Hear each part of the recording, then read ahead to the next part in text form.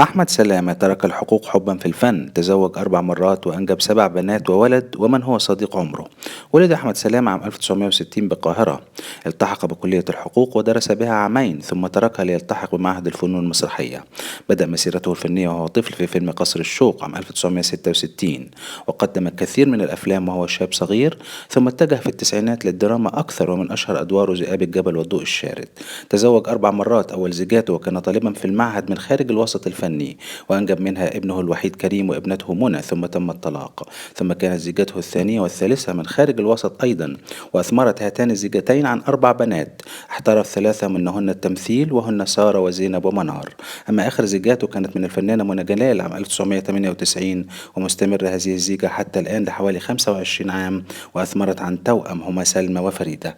قال أحمد سلامة أن صديق عمره هو الراحل عبد الله محمود، والذي ربطتهما صداقة 30 عاما.